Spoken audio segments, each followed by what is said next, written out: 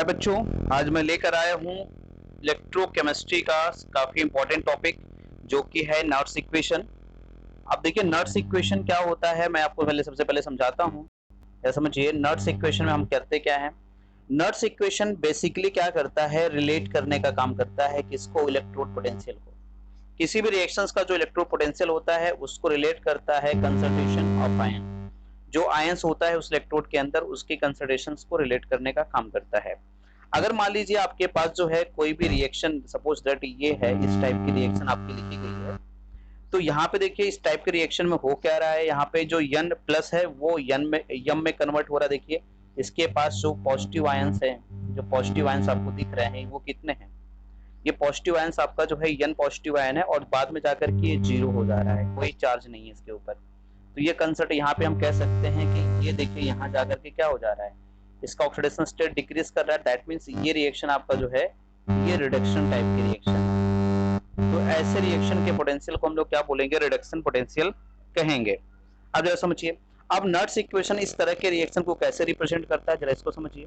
Nernst equation कहता है कि जब इस टाइप का रिएक्शन आपका लिखा हो तो आप इसको इस तरह से रिप्रेजेंट करते हैं कि ये आपका यम एन डबल प्लस जो है ये कन्वर्ट हो रहा है यम में, तो आप इसको लिख सकते हैं M N double plus slash N plus M N plus slash M हो जाएगा आपका। ये इसका इलेक्ट्रो पोटेंशियल हो गया और ये इसका स्टैंडर्ड इलेक्ट्रो पोटेंशियल हो गया ई नॉट यम प्लस स्लैश यम, ये स्टैंडर्ड इलेक्ट्रो पोटेंशियल हो गया। माइनस आर गैस कांस्टेंट है टी इंटू टी, टी क्या है आपका टेम्परेचर हो गया। टेम्परेचर यहाँ पे केल्विन में रखना है बेटा, और टेम्परेचर आपका 298 केल्विन आपको पता है ये स्टैंडर्ड टेम्परेचर होता है।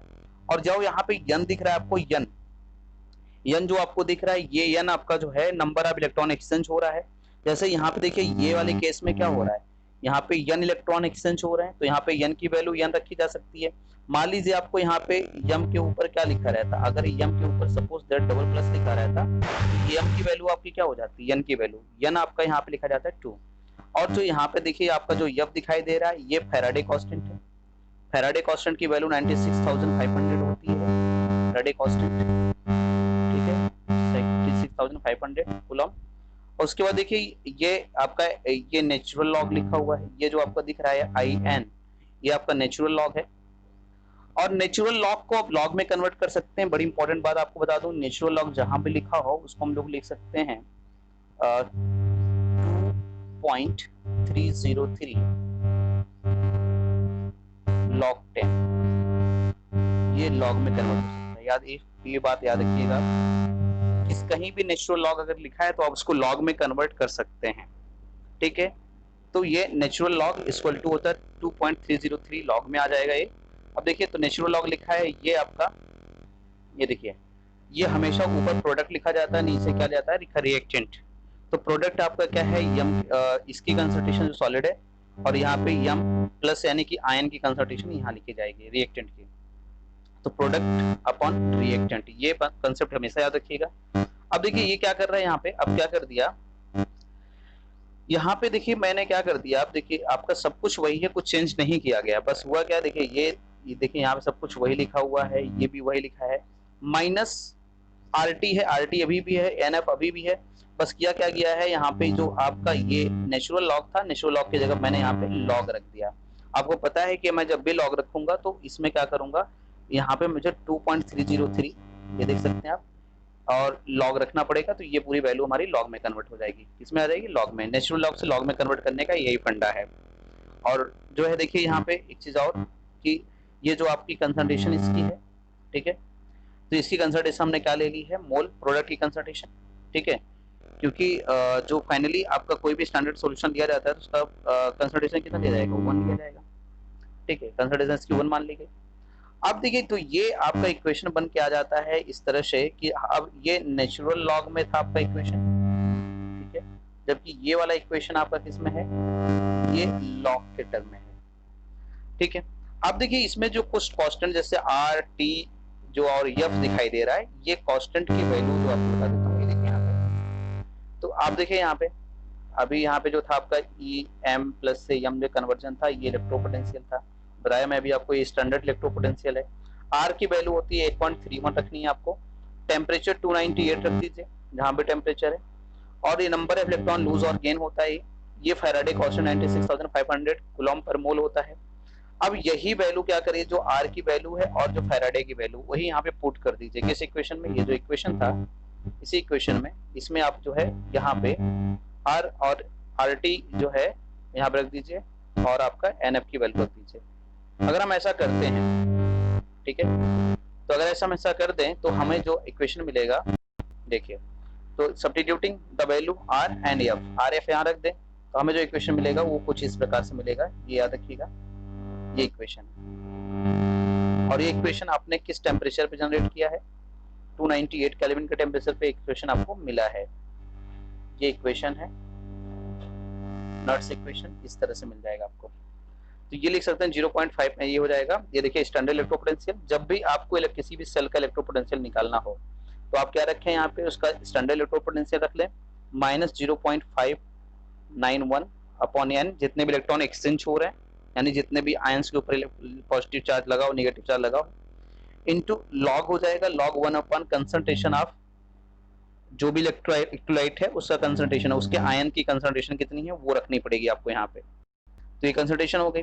अब देखिए बेटा, क्योंकि अब यहाँ पे अगर हम क्या करें, इस इक्वेशन को हम इस तरह से भी लिख सकते हैं। देखिए यहाँ पे हम लोग साइन चेंज कर दें, अगर देखिए यहाँ पे, देखिए साइन अगर हम चेंज कर दें तो ये हमारी जो कंसंट्रेशन जो 1 अपॉन एम कंसंट्रेशन है, ये हमारा क्या होगा, ऊपर चला जाएगा, है ना। तो देखिए हम इस इक्वेशन को ऐसे भी लिख सकते हैं, ये देखिए इस इक्वेशन को मैं इस तरह से भी लिख सकते हैं। हमने क्या किया है, यहाँ पे जो पॉजिटिव साइन नेगेटिव साइन था उसको हटा दिया, इसकी जगह पे प्लस कर दिया, तब ये हमारा जो 1 अपॉन कंसंट्रेशन ऑफ आयन था ये हो जाएगा, ऊपर चला जाएगा। तो ये जो है ऊपर चला जाएगा तो ये साइन बदल जाएगी, ठीक है। तो हम इस तरह से इक्वेशन इसको भी एक्सेप्ट कर सकते हैं, इसे भी एक्सेप्ट करते हैं, दोनों इक्वेशन एक ही है, ठीक है। अब जरा एक बात समझने के लिए आपको बता दूं कि अब इस इक्वेशन देखिए एक बात, बड़ी इंपॉर्टेंट बात कह रहा है, क्या कह रहा है मैं उसको भी समझाना चाहता हूँ आपको। इस इक्वेशन में जो क्या बता रहा है आपसे, देखिए जरा इस इक्वेशन में ये जो आपका है ये क्या है बेटा, बताइए जरा मुझे आप, ये क्या है आपका, आपको पता होगा कि ये रिडक्शन पोटेंशियल है। क्या है, रिडक्शन पोटेंशियल, किसी भी रिएक्शन का रिडक्शन पोटेंशियल लिखा हुआ है। रिडक्शन पोटेंशियल क्यों कर रहे हैं हम इसको, रिडक्शन पोटेंशियल क्यों कर रहे हैं, क्योंकि ये जो रिप्रेजेंटेशन किया गया है ये रिडक्शन का रिप्रेजेंटेशन है, मतलब ऑक्सीडेशन नंबर यहाँ पे डिक्रीज कर रही है, इसलिए इसको रिडक्शन पोटेंशियल कहेंगे। तो जो रिडक्शन पोटेंशियल है ये अगर आप देखें तो ये यहाँ पे इसको क्या बोलते हैं हम लोग, इसे कंसंट्रेशन कहते हैं। क्या बोलते हैं, कंसंट्रेशन ऑफ आयन।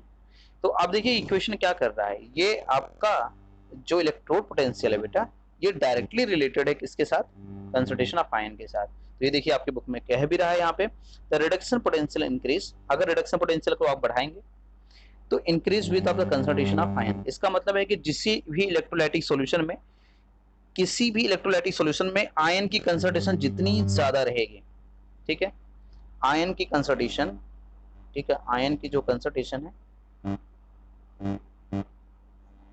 कंसंट्रेशन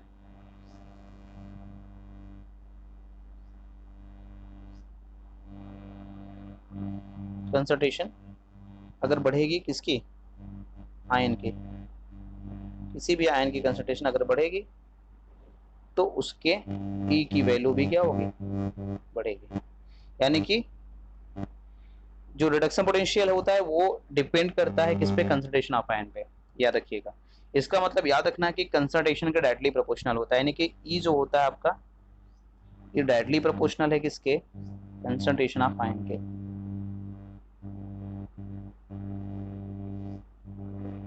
जो आयन है इसकी कंसंट्रेशन के डायरेक्टली प्रोपोर्शनल होता है, इस बात को याद रखिएगा।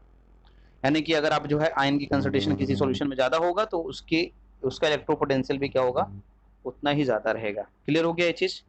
तो ये नट्स इक्वेशन था। फॉर द रिलेशन देखिए हमने बोला था शुरू में था कि जो आपका नट्स इक्वेशन है वो क्या बताता है आपका, ये इलेक्ट्रोड पोटेंशियल, किसी भी सेल का इलेक्ट्रोड पोटेंशियल और कंसंट्रेशन के बीच में रिलेशन जनरेट करता है। तो ये आपको मैं यहाँ समझा दिया हूँ, ठीक है। अब आगे बढ़ते हैं।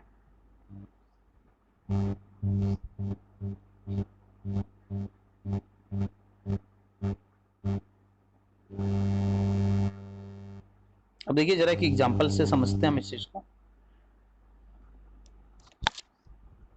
एग्जांपल जरा समझते हैं। अब देखिए मान लीजिए आपके पास कोई क्वेश्चन दिया है, कोई क्वेश्चन दे दिया और क्वेश्चन में ये वाला रिएक्शन आपको, इस टाइप का कोई रिएक्शन लिख करके आपको दे देगा बेटा, ऐसे कोई रिएक्शन आपको लिख के दे देगा और आपसे बोल देगा कि आप जो है सेल पोटेंशियल निकालिए, ठीक है, इलेक्ट्रो पोटेंशियल सेल का निकाल बताइए। तो आप देखिए इस रिएक्शन के लिए हम लोग सेल पोटेंशियल कैसे निकालेंगे। देखिए आप यहाँ देख सकते हैं जो रिएक्टेंट है, इस साइड में ये रिएक्टेंट लिखे हुए हैं और ये सब प्रोडक्ट लिखे हुए हैं, ठीक है। अब रिएक्टेंट आपका ए और बी है और जबकि प्रोडक्ट सी और डी है। अब जो रिएक्टेंट ए है उसका कॉफिशिएंट ए है, स्मॉल ए है, और जो रिएक्टेंट बी है उसका कॉफिशिएंट स्मॉल बी है, और जो रिएक्टेंट सी है उसका प्रोडक्ट सी है उसका कॉफिशिएंट स्मॉल सी है, और जो प्रोडक्ट डी है उसका कॉफिशिएंट स्मॉल डी है। और इससे रिएक्टेंट ए और बी को रिएक्ट करके प्रोडक्ट सी और डी बनाने में नंबर्स ऑफ इलेक्ट्रॉन जो एक्सचेंज हो रहे हैं वो इलेक्ट्रॉन्स के नंबर जो है n इलेक्ट्रॉन एक्सचेंज हो रहा है, यानी नंबर्स ऑफ इलेक्ट्रॉन n हो गया, ठीक है। अब n की जगह आपको कुछ भी दे सकता है बेटा, 2 2 3 4 5 कुछ भी लिख के दे दे। कॉफिशिएंट की जगह पे कोई भी नंबर लिख के दे सकता है आपको, ठीक है। और ये भी कोई रिएक्टेंट मतलब सिंबल, ये कोई ए बी कोई भी सिंबल हो सकता है रिएक्टेंट का। अब जरा समझिएगा, अब ऐसी सिचुएशन में आप इक्वेशन कैसे लिखेंगे। तो किसी भी सेल का पोटेंशियल निकालना है तो आप क्या करेंगे, देखिए सेल पोटेंशियल, ये फार्मूला आपका सेल पोटेंशियल इक्वल टू हो जाएगा cell potential standard cell potential minus हो जाएगा R T upon N F. R भी कांस्टेंट है, टी भी कांस्टेंट है, एफ भी कांस्टेंट है, बस कुछ अलग है इसमें तो यन है। यन किस पे डिपेंड करेगा, कितने इलेक्ट्रॉन एक्सचेंज होंगे, यही रख देना है यहाँ पे। और ये हो जाएगा नेचुरल लॉग, उसके बाद हो जाएगा प्रोडक्ट। मैंने बोला था अभी आपको ना कि प्रोडक्ट को हम लोग क्या लिखेंगे, ऊपर लिखते हैं, अपॉन रिएक्टेंट लिखेंगे। अब देखिए जो रिएक्टेंट प्रोडक्ट हैं सी और डी, तो प्रोडक्ट सी की कंसंट्रेशन प्रोडक्ट डी की कंसंट्रेशन, और इस कंसंट्रेशन की पावर उसके कॉफिशिएंट हो जाएंगे। और देखिए ऐसे रिएक्टेंट की concentration upon reactant concentration, reactant A की कंसंट्रेशन रिएक्टेंट बी की कंसंट्रेशन, और इसकी जो डिग्री है वो इसका कॉफिशिएंट हो जाएगा, ठीक है, इसका कॉफिशिएंट ही इसकी डिग्री बन जाएगा। अब जरा समझिए, आपको मैं पहले बता चुका हूं, यहाँ पे आप क्या कर सकते हैं, ये नेचुरल लॉग को आप लॉग में कन्वर्ट कर सकते हैं। कैसे, आप नेचुरल लॉग को सब्स्टिट्यूट करके 2.303 रख दीजिए, इनटू लॉग रख दीजिए, तो आप देखो आपको ये इक्वेशन मिल जाएगा लॉग के टर्म में। अब क्या करें आप, अब आपको जब लॉग में इक्वेशन आपने लिख ही लिया है तो आप एक काम कर सकते हैं, क्या करना है आपको, आप यहाँ पे कर दीजिए क्या कि आप यहाँ पे R और F की जो वैल्यू कांस्टेंट है, R की वैल्यू 8.331 होता है, 8.31 होता है, तो आप यहाँ पे 8.31 रख दीजिए, और जहाँ पे आपका F है 96,500 रख दीजिए आप।